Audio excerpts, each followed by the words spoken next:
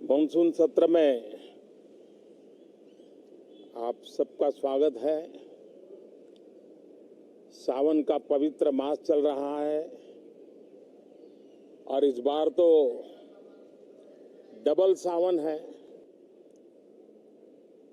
और इसलिए सावन की अवधि भी जरा ज्यादा है और सावन मास पवित्र संकल्प के लिए, पवित्र कार्यों के लिए बहुत ही उत्तम माना जाता है। और आज जब लोकतंत्र के मंदिर में इस सावन के पवित्र मास में मिल रहे हैं तो ये लोकतंत्र का मंदिर ऐसे अनेक पवित्र कार्य करने के लिए इससे बड़ा उत्तम अवसर नहीं हो सकता है। मुझे विश्वास है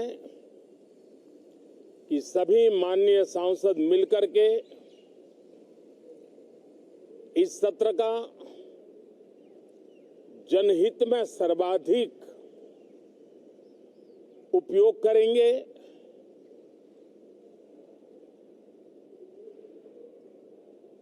संसद की जो जिम्मेवारी है और संसद में हर सांसद की जो जिम्मेवारी है, ऐसे अनेक कानूनों का बनाना, उसकी विस्तार से चर्चा करना बहुत ही आवश्यक है। और चर्चा जितनी ज्यादा होती है, चर्चा जितनी ज्यादा पैनी होती है, उतना जनहित में दूरगामी परिणाम देने वाले अच्छे निर्णय होते हैं। सदन में जो माननीय सांसद आते हैं वो धरती से जुड़े हुए होते हैं, जनता के दुख दर्द को समझने वाले होते हैं और इसलिए जब चर्चा होती है तो उनकी तरफ से जो विचार आते हैं वो जड़ों से जुड़े हुए विचार आते हैं और इसलिए चर्चा तो समृद्ध होती है, निर्णय भी सशक्त होते हैं, परिणामकारी होते हैं।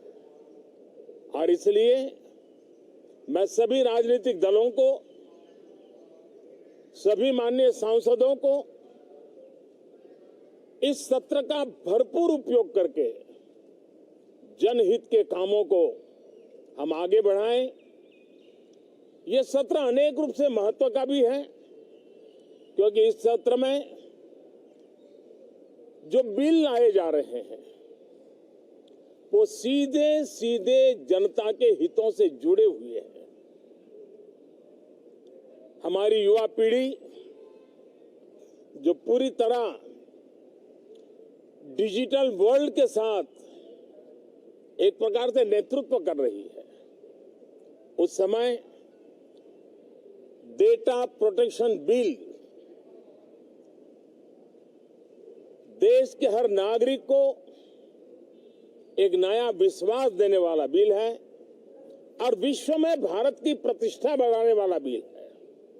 उसी प्रकार से नेशनल रिसर्च फाउंडेशन, ये बिल एनआरएफ नई शिक्षा नीति के संदर्भ में एक बहुत बड़ा अहम कदम है और इसका उपयोग अनुसंधान को बल देना, इनोवेशन को बल देना, रिसर्च को बल देना और हमारी युवा पीढ़ी जो विश्व के अंदर नए उपक्रमों के द्वारा विश्व का नेतृत्व करने का सामर्थ्य रखती है, उनके लिए बड़ा अवसर देकर के आ रही है।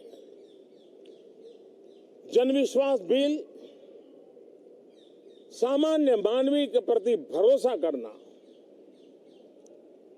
अनेक कानूनों को डिक्रिमिनलाइज करना, इस मुहिम को आगे बढ़ाने वाला ये बिल। उसी प्रकार से जो पुराने कानून है उनको खत्म करने के लिए भी एक बिल में प्रावधान किया जा रहा है।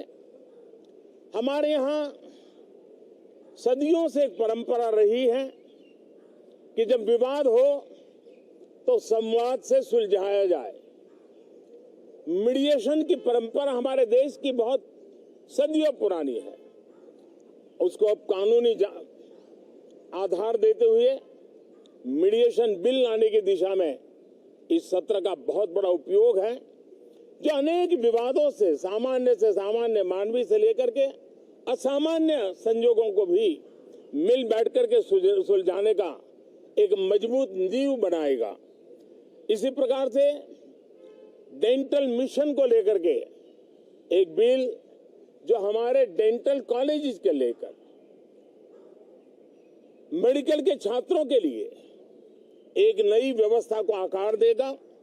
ऐसे अनेक महत्वपूर्ण बिल इस बार इस सत्र में संसद में आ रहे हैं। तब ये जनहित के हैं, ये युवा हित के हैं, ये भारत के उज्जवल भविष्य के लिए हैं।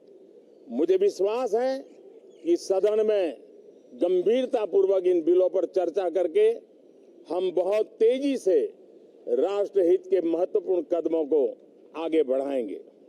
साथियों, आज जब मैं आपके बीच आया हूं, इस लोकतंत्र के मंदिर के पास खड़ा हूं, तब मेरा हृदय पीड़ा से भरा हुआ है, क्रोध से भरा हुआ है। मणिपुर की जो घटना सामने आई है, किसी भी सभ्य समाज के लिए ये शर्मसार करने वाली घटना है। पाप करने वाले, गुनाह करने वाले कितने हैं, कौन है, वो अपनी जगह पे है, लेकिन बेइज्जती पूरे देश की हो रही है।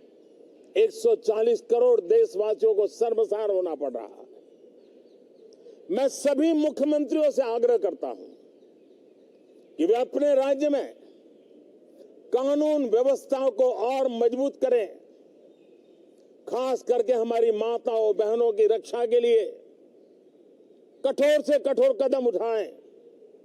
घटना चाहे राजस्थान की हो, घटना चाहे छत्तीसगढ़ की हो, घटना चाहे मणिपुर की हो, इस देश में, हिंदुस्तान के किसी भी कोने में, किसी भी की राज्य सरकार में राजनीतिक वाद विवाद से ऊपर उठ करके कानून व्यवस्था का महात्म्य, नारी का सम्मान, और मैं देशवासियों को विश्वास दिलाना चाहता हूं, किसी भी गुनहगार को बख्शा नहीं जाएगा। कानून अपनी पूरी शक्ति से, पूरी सख्ती से एक के बाद एक कदम उठाएगा। मणिपुर की इन बेटियों के साथ जो हुआ है, इसको कभी माफ नहीं किया जा सकता है। बहुत बहुत धन्यवाद दोस्तों।